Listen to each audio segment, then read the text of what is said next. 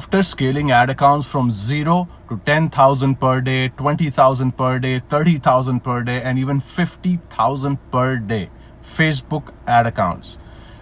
Today in this video, I'm going to talk about from my own hands-on experience that what exactly does it take to scale ad accounts, and as a result of which scale businesses, because ultimately the reason why you are scaling a Facebook ad account is because you want to grow the business for which you are using Facebook ads as a tool, as a medium, right?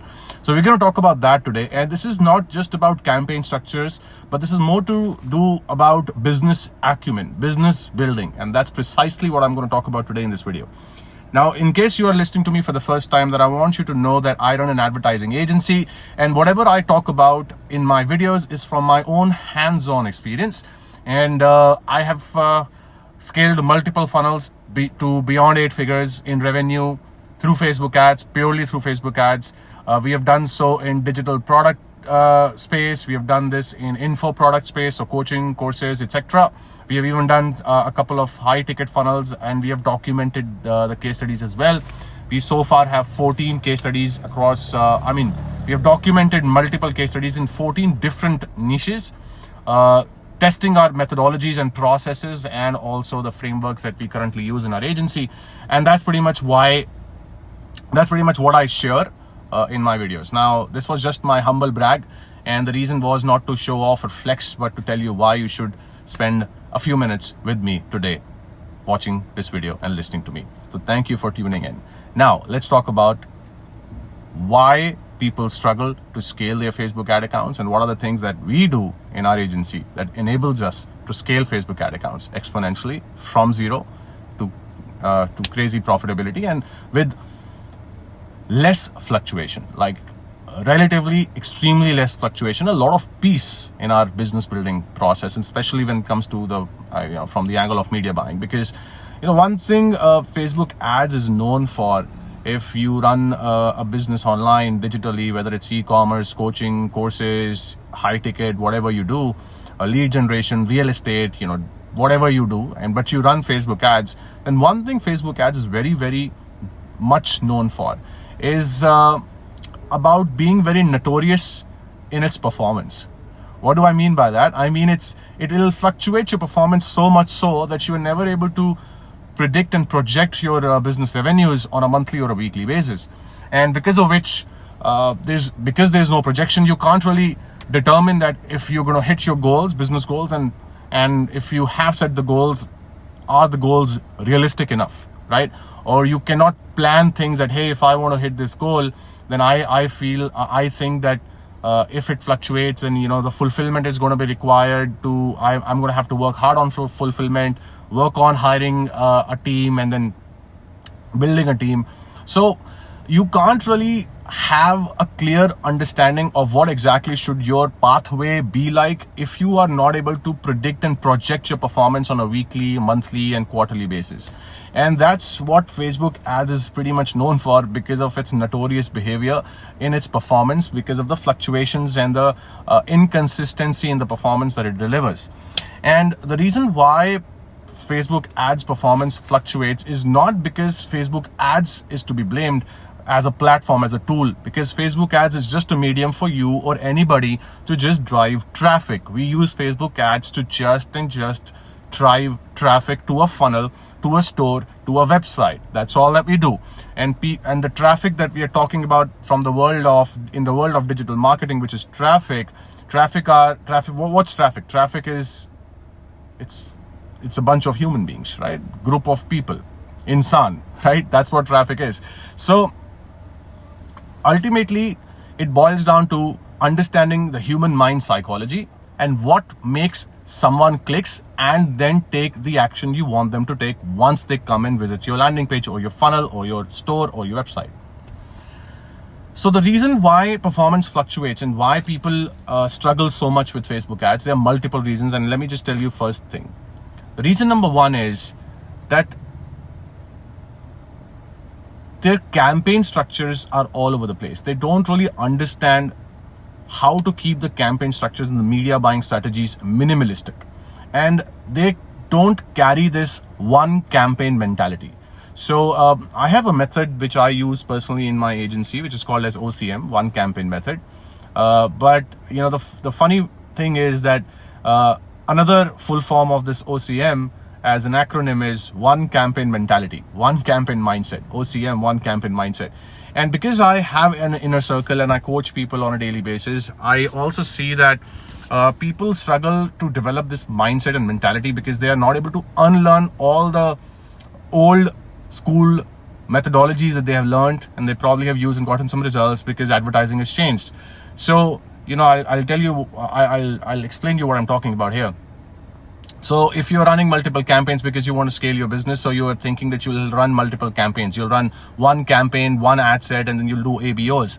Then at the same time, you'll run multiple campaigns because you have some retargeting campaigns running in at the same time.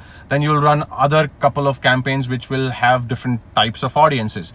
Then, or you might have a couple of campaigns. Inside of these couple of campaigns, you'll have a few ad sets which will have different audience interests. And then you'll have a different approach towards testing different audience interests. So for example, you'll stack different audiences. You'll have laser targeted audiences. You'll narrow down the targeting. Or you'll do LLAs, which is lookalike audiences, right? Or you can call them LALs. Some people call them that. So you'll have a bunch of different methodologies and approaches that you're currently following potentially, which is pretty much old school and doesn't work in 2024 and in 2025. It's not going to work. And the reason is because advertising has changed completely. And the reason why it has changed completely is because of the death of third-party cookies. That is the reason why. It used to work really well, but it does not perform at scale if you only rely on interest targeting or launching multiple campaigns and multiple ad sets every single day. So there's so many moving parts, as a result of which people are always fighting at the ad level, like the ad set and the campaign level, to optimize the campaigns and the ad sets, and not able to focus on what truly a business requires so that the business can grow its revenue through advertising.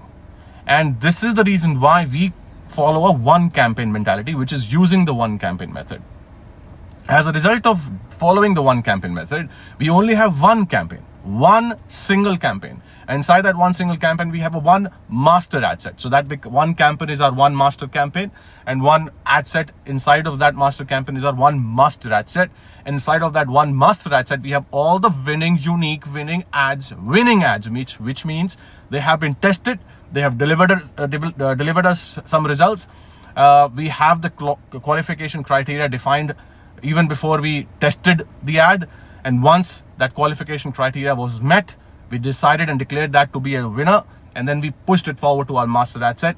And as a result of that, we now have we've stacked all the different ads that we have combined inside one single ad set, which is our master ad set, inside one campaign.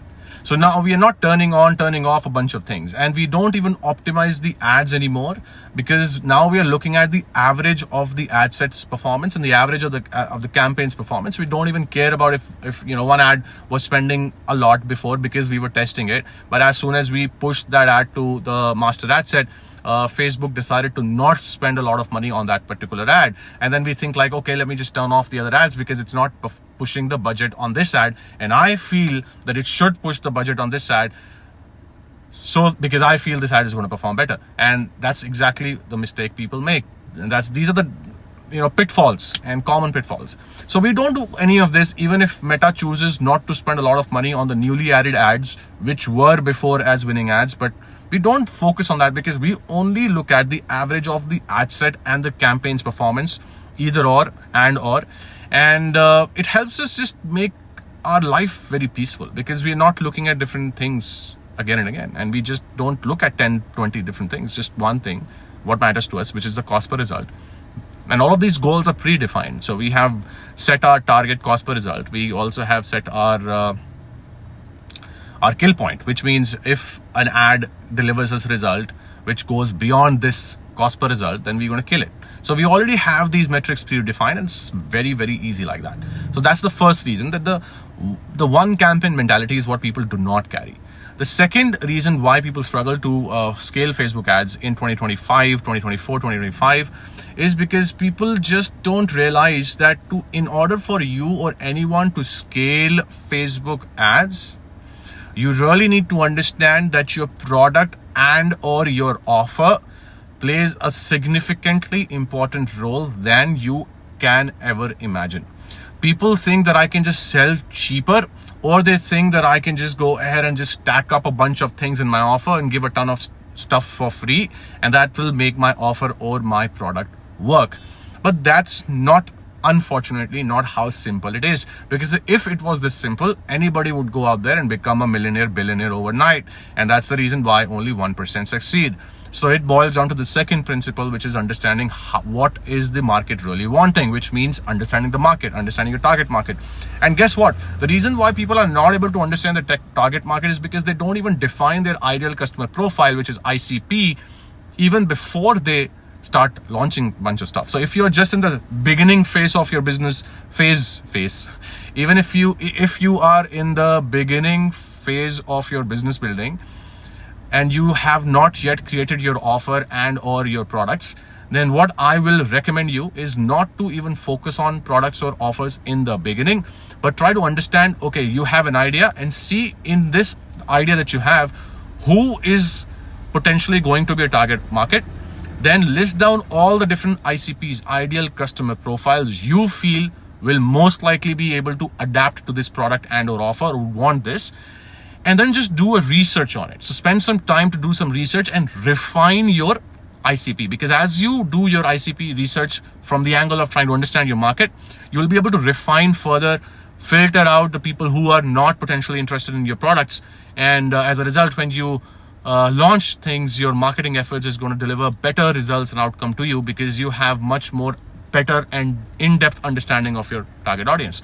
So going back to what I was saying, that the reason why people struggle with their products and offers is because they are just doing things that are not in as much demand as they think they are. They think that, hey, one brand is selling this, and if somebody else is able to sell, then I will be able to sell it. Well, yes, but guess what? They probably have the entire funnel, the entire business model established, which you do not know about. You don't know how much money they lose in the front end to acquire one customer. You don't know it. And as a result of carrying this kind of a mentality, you just think that you have one or two products and you're going to make a lot of money. But unfortunately, that's not how it works. If you have one product or two products, you will most likely break even or make 10-20% of profits. If you truly want to exponentially grow your business and you want to have great profitability, so much so that you're able to hire a team, build a team, and ultimately have a peaceful business altogether, not just Facebook ads, but business altogether, you're going to have to add up multiple products in your entire business model, because that's just the nature of playing the game of business. And unfortunately, people just keep running away from it. This should be your part of your daily or weekly key responsibility area, which is your KRA. You have to, if, like, for example, I'll tell you, currently in our business, from the angle of agency business, I personally do this myself, that I try to understand that how many products our business requires and or some of our clients' businesses would require. And I, on a weekly basis, keep a check on it. And I'm very mindfully focused on this. Like, I'm trying to observe if business should start to ideate another product, another upsell, and stuff like that, because it's just the game of business. This is just how businesses are formed. This is just how businesses are created.